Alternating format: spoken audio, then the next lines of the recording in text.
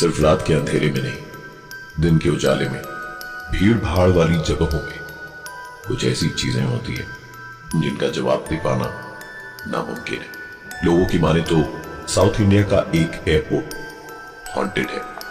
यात्रीगण कृपया ध्यान दें, फ्लाइट नंबर AE 162 अब प्रस्थान के लिए तैयार है। नवीन पेशे से एक टीवी जर्नलिस्ट है और खबर की सच्चाई तक पहुंचना उसकी आदत। बाथरूम में नवीन की मुलाकात एक आदमी से हुई जो देखते ही नवीन को पहचान गया। हाथ धोते धोते उस आदमी ने कहा, सर, अगर मेरी याददाश्त कमजोर ना हो तो आप वही टीवी जर्नलिस्ट है ना जो मैंने थोड़े दिन पहले अपने चैनल पर दिखाया था कि ये एयरपोर्ट हॉन्टेड है। बुरा मत मानिएगा सर, आपके वो भूत वाले वीडियोस देखकर ना मेरे बच्चे को भी डर नहीं लगा। वो हिलता हुआ बक्सा और लिफ्ट में किसी की परछाई, सर मुझे ना सब वीडियो इफेक्ट्स का कमाल लगा। नवीन ने गहरी सांस ली और फिर कहा, बेशक आपने जो देखा वो वीडियो इफेक्ट्स का ही कमाल था, क्योंकि उस रात जब मेरे साथ इस एयरपोर्ट पर वो घटनाएं हुई तो मैं उन्हें रिकॉर्ड करने की हालत में नहीं था। नवीन हाथ धोकर वेटिंग लाउंज में जाकर बैठा ही था कि भाई साहब उनके बगल में जा बैठे और बोले, सर अगर आपके पास वक्त हो तो जरा हमें भी बताइए कि आपने देखा क्या था। वैसे भी हमारी और आपकी एक ही फ्लाइट है, अभी 1.5 घंटे बाकी है हमारे ख्याल से। अपनी को पैसेंजर की बातें सुन नवीन ने उसे बताना शुरू किया। मैं उस दिन बाथरूम में था जब मैं वॉश बेसिन में अपने हाथ धो रहा था। मैंने एक आवाज सुनी, एक टॉयलेट के अंदर से फ्लश की आवाज थी। मैंने शीशे में देखा कि बाथरूम का दरवाजा खोला और अपने आप बंद हो गया, पर बाथरूम के अंदर से कोई भी बाहर नहीं निकला। मैंने आगे बढ़कर उस बाथरूम के दरवाजे को बाहर से अंदर की तरफ धकेला। दरवाजा पूरा खुला और मैंने देखा कि अंदर कोई नहीं था। उसी वक्त किसी ने दरवाजे को अंदर से बाहर की तरफ धक्का दिया। इस घटना के तुरंत बाद मैं बाहर आकर यहीं इसी सीट पर शायद वेटिंग लाउंज में बैठा ही था और अंदर घटी सारी घटना के बारे में सोच रहा था कि अचानक एक लड़की चीखती चिल्लाती हुई मेरे सामने से गुजरी। मैं पीछे की तरफ पलटा ये देखने के लिए कि उसके पीछे कौन है। तो वही लड़की फिर चिल्लाते हुए मेरे बगल से गुजरी।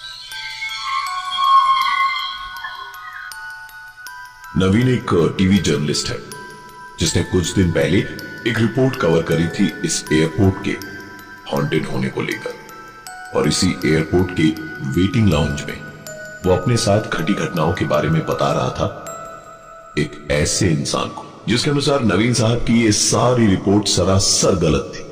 नवीन ने आगे बताना शुरू किया।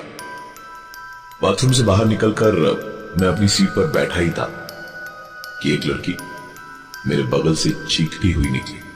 मैंने पलट कर देखा तो वही लड़की चीखती हुई मेरे बगल से दोबारा गुजरी।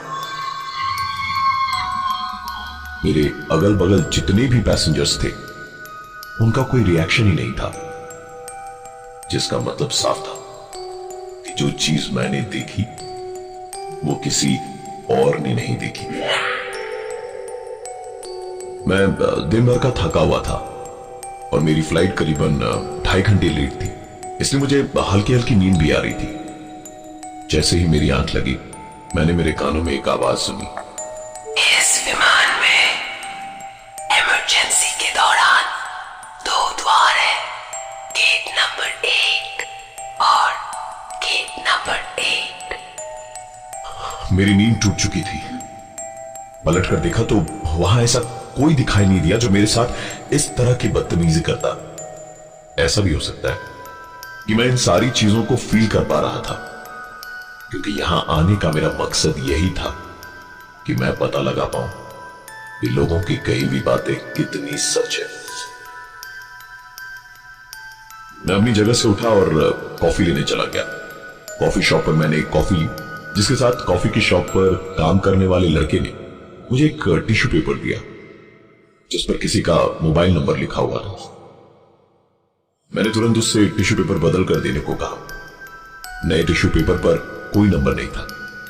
मैंने अपनी सीट पर आकर कॉफी खत्म करी और जैसे ही टिश्यू पेपर खोला तो वो नंबर वहां भी किसी ने पेन से लिखा था और ऊपर लिखा था हेल्प मी। न जाने मुझे क्या सूझी कि मैंने अपने सेलफोन से उस नंबर पर फोन कर डाला। फोन करने पर उधर से आवाज आ रही थी।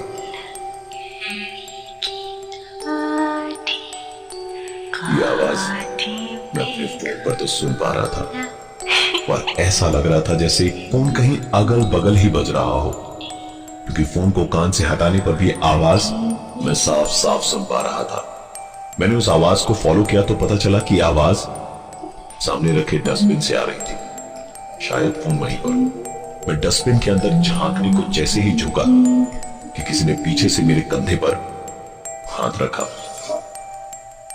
नवीन, जो पेशे से टीवी जर्नलिस्ट है, वो एयरपोर्ट के वेटिंग लाउंज में बैठकर अपने एक को पैसेंजर को उसके साथ इस एयरपोर्ट पर घटी घटनाओं के बारे में बता रहा था। बताया कि उसे टिश्यू पेपर पर एक नंबर मिला था, जिसे डायल करने पर एक गाने की आवाज आई, और यह आवाज फोन के अलावा उसे आस पास से भी सुनाई दे रही थी। नवीन ने आगे बताया कि मैंने आवाज को फॉलो किया तो वो डस्टबिन के अंदर से आ रही थी। मैं डस्टबिन के अंदर झांकने को जैसे ही झुका कि किसी ने पीछे से मेरे कंधे पर हाथ रखा। पलट कर देखा तो कॉफी शॉप वाला लड़का था जो मुझे चेंज देने आया था। इसके बाद मैंने डस्टबिन में झांका तो वहां कोई फोन नहीं था। मैंने दोबारा उसी नंबर पर कॉल किया तो आवाज आई, The number you're trying to reach is currently switched off. Phone disconnect करके मैं अपनी सीट पर जाकर बैठा ही था कि मेरा फोन बज उठा।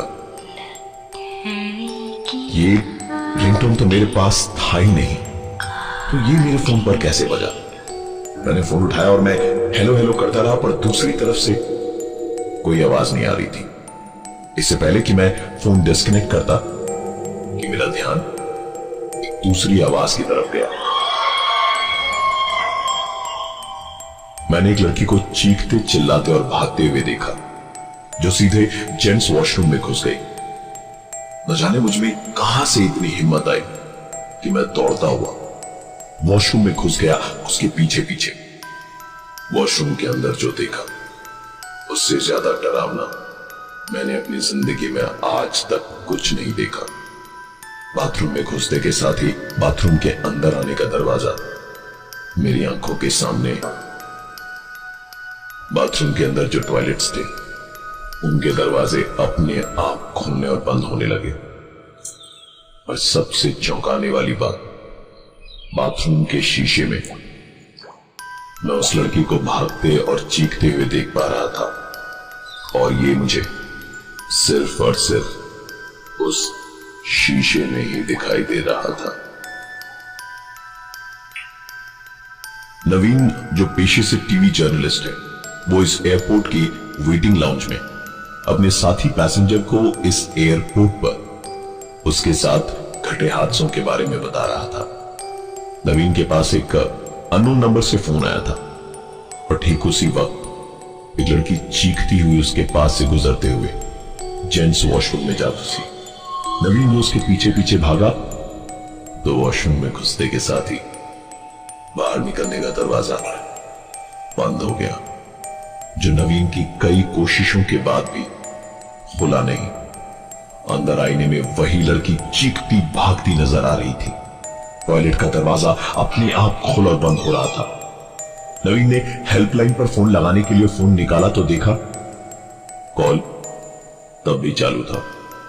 उसने जैसे ही फोन लाइन डिस्कनेक्ट करी तो उस लड़की का चीखना चिल्लाना, टॉयलेट के दरवाजे का खुलना बंद होना सब रुक गया, और वॉशरूम का मेन गेट भी अपने आप खुल गया।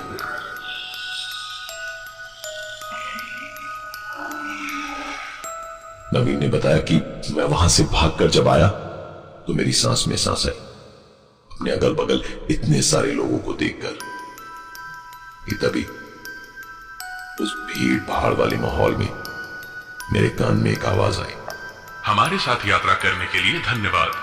आशा करते हैं आपकी यात्रा सुखद रही। आप हमें दोबारा सेवा का मौका देंगे। धन्यवाद। मैंने पलट कर देखा तो एक टिपिकल हॉरर स्टोरी की तरह वहां कोई नहीं था।